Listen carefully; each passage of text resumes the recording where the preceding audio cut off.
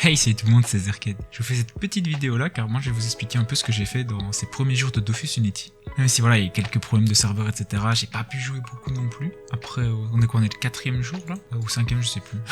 Bref, voilà, je me retrouve avec ma... Donc j'ai une team de 4, moi il faut savoir. Pour le moment toute ma team donc est niveau 56. Franchement c'est pas mal le nouveau Dofus Unity, je trouve qu'il y a pas mal de nouveautés qui sont assez sympas, même s'il y en a plein qui sont buggés. D'ailleurs je vous invite à aller sur les forums et dire ce que vous en pensez des bugs. Moi par exemple l'autofocus ou l'auto-suivi, je trouve qu'il bug quand même. C'est-à-dire que mes personnages, même si je fais le contrôle-clic, pour ceux qui ne savent pas, en fait on peut contrôle-clic sur la carte pour avoir l'autopilotage. Donc ça c'est incroyable. Et ben en team en fait quand vous mettez l'auto-suivi, ça full bug.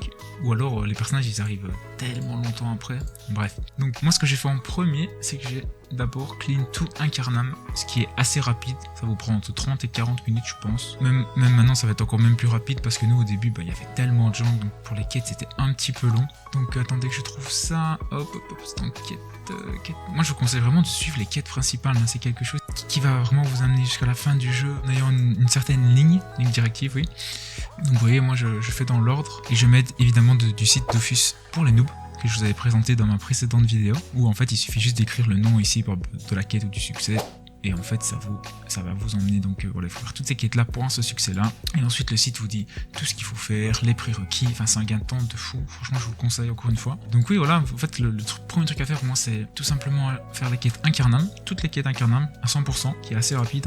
Ensuite de descendre tout simplement à Astrub, de farmer les petits pioux. Une fois que vous aurez tout votre panneau, partir pour farmer la petite panneau bouffe-tout. Une fois que vous aurez ces deux panneaux là, hop, on part au quack pour avoir tout simplement la panneau quack. Et une fois que vous aurez la panneau quack, vous pouvez commencer, enfin en tout cas moi c'est ce que j'ai fait, vous pouvez commencer à faire les deux quêtes du jeu les plus importantes qui sont ces tours du monde et la quête de Hématompous. Et en fait c'est tout simple, ça vous demande de faire des donjons dans un ordre par niveau en fait. Et une fois que vous aurez fini le donjon, vous allez re-rendre la quête à la personne qui vous l'a lancé.